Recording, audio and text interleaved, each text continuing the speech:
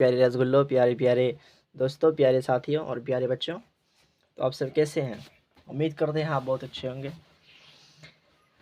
तो आप सभी को इस त्यौहार की बहुत बहुत हार्दिक शुभकामनाएं।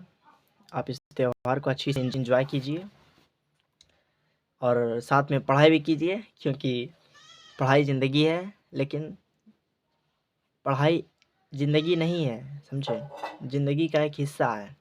बस उसी हिस्से को कुछ महत्वपूर्ण एक काम की तरह कीजिए, एक दिल लगा के कीजिए कि आगे आपको कोई किसी तरीके की परेशानी ना हो, दिक्कत परेशानी समस्या ना हो, कोई डाउट ना हो।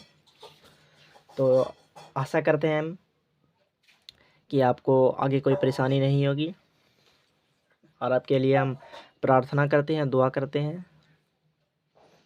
कि आप अच्छी तरीके से अपना जीवन व्यतीत करें और हंसी खुशी रहें, स्वस्थ रहें और मुस्कुरा हमेशा अच्छे रहें। तो चलिए हम टॉपिक पर आते हैं। तो टॉपिक पर आने के पहले हम कुछ बातों को आपको समझाना चाहेंगे कि पिछली कक्षा में हमने 2 अध्याय के बारे में तक हमने बता दिया आपको। कि पहला अध्याय था आपका कि ये था संख्या पद्धति और ये बहुपद था, जिसके कुछ महत्वपूर्ण तथ्यों को हम समझ चुके थे। और परिमेय संख्या बता चुके हैं, वास्तविक संख्या को भी हम बता चुके हैं, दशमलव प्रसार संख्या रेखा। वीडियो की प्लेलिस्ट में जा कर के आप देखेंगे तो आपको अच्छी तरीके से समझ में आ जाएगा। सारांश यानी कि हल, यानी कि लास्ट में क्या निष्कर्ष हुआ, क्या लास्ट में क्या मिला, फल क्या प्राप्त हुआ। तो दूसरे अध्याय की भी हम बात कर चुके हैं, बहुपद की। बहुपद किसे कहते हैं? बहुपद किसे कहते हैं, इसकी चर्चा हम कक्षा में कर चुके हैं। अच्छा, इसके बाद द्विघात बहुपद भी आता है आगे, फिर 10th क्लास में भी अच्छी तरीके से समझ में आएगा आपको। इसके आगे 10th क्लास में है द्विघात बहुपद। द्विघात बहुपद किसे कहते हैं? द्विघात बहुपद जिसके ऊपर 2 घात हो, जिसके ऊपर 2 घात हो।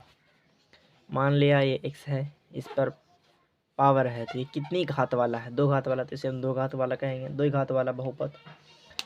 तो इक्वेशन यानी कि समीकरण, व्यंजक समीकरण, कुछ चर्चाओं को हम अच्छी तरीके से समझेंगे। तो आज की इस कक्षा में हम जानेंगे कि निर्देशांक ज्यामिति के बारे में, अध्याय 3, जिसमें हम कुछ तथ्यों को समझेंगे अच्छी तरीके से। ठीक है,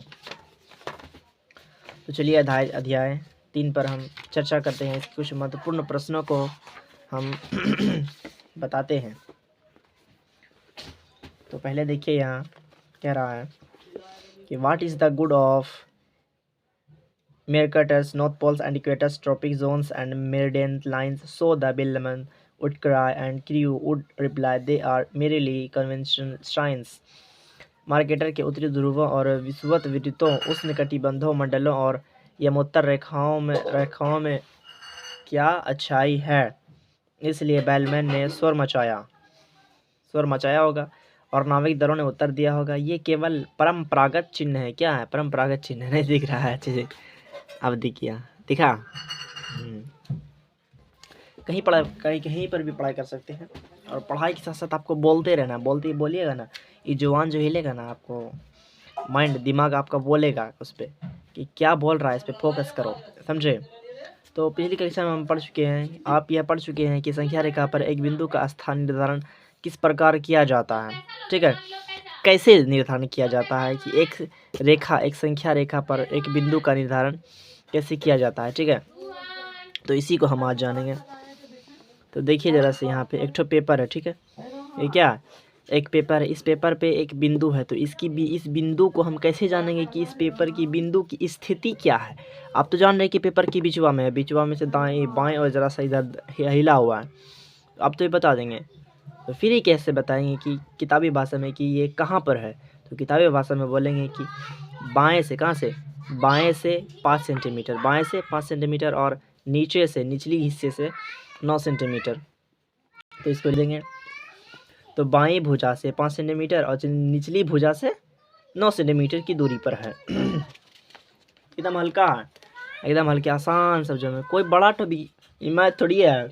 एक बार समझ में आ गया ना तो आपको एकदम कॉन्फिडेंस आ जाएगा कि गणित है, हम 1 घंटा में बन के 1 घंटा देखेंगे और बना लेंगे एकदम तुरंत।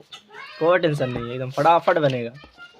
तो चलिए कुछ ना करते हुए या कुछ करते हुए आपको हम सीधे सीधे प्रश्नावली की तरफ 3.1 की तरफ लेकर चलेंगे। तो चलिए प्रश्नावली 3.1 की तरफ हम बढ़ते हैं। तो देखिए मेरे प्यारे प्यारे रसगुल्लों, प्रश्नावली 3.1 के प्रश्न नंबर 1 के बारे में कि एक अन्य व्यक्ति को आप अपने मेज अध्ययन मेज पर रखे टेबल लैंप की स्थिति किस तरह बताएंगे।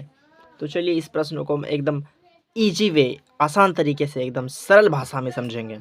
तो देखिए कह रहा है कि एक अन्य व्यक्ति, एक वो आदमी है, ठीक है, वो व्यक्ति कह रहा है उस व्यक्ति को आप अपने अध्ययन मेज पर, आप एक ठो टेबल पे पढ़ रहे हैं, एक ठो आदमी है, ठीक, उसको किनारा कर दीजिए, साइड कर दीजिए। आप अपने अध्ययन मेज पर रखे, अध्ययन मतलब टेबल पे जिस पे आप रख करके पढ़ रहे हैं, मेज पर रखे टेबल लैंप, इठो मेज है, इस पे एगो टेबल रख दिया आपने यहाँ टेबल, इस टेबल पे मेज पर रखे टेबल लैंप यानी कि LED बल्ब की स्थिति किस तरह बताएंगे। इसकी स्थिति आप किस तरह बताएंगे। तो बोल रहे हैं कि बाएं तरफ में थोड़ा सा एक तो टेबल पे लैंप रखा हुआ है, इस तरह आप बता देंगे एकदम आसान भाषा में। तो इसको आप कॉपी में कैसे लिखेंगे कि इसको एक कोना को A B C और D, चारों कोना हो गया ABCD लिख लेंगे। तो चौड़ाई, ये क्या हो गया, चौड़ाई हो गया, ये क्या हो गया ये क्या हो गया, चौड़ाई हो गया, ठीक है प्यारे बच्चों, ये चौड़ाई हो गया। और ये क्या हो गया, लंबाई हो गया, क्या हो गया, लंबाई हो गया ये। तो चौड़ाई AB और लंबाई A और D में। तो AB चौड़ाई से लैंप की दूरी, AB चौड़ाई से इससे और लैंप की दूरी हम मान लेंगे 1.5 cm, 1.5 मीटर मान लिए, ठीक, कितना मान लिए, 1.5 मीटर मान लेंगे। और फिर आप देखेंगे कि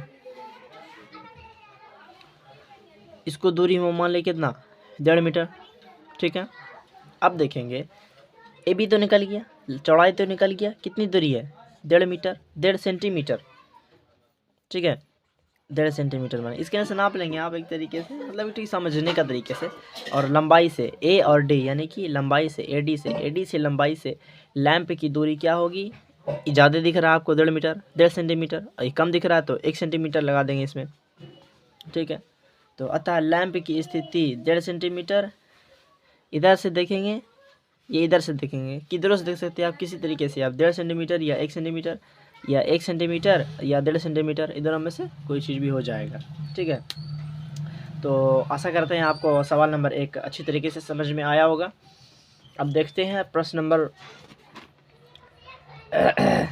2 के बारे में। तो अगली क्लास में हम प्रश्न नंबर 2 को लेकर के आएंगे। चलिए दोस्तों आज के लिए इतना ही। प्यारे प्यारे रसगुल्लों,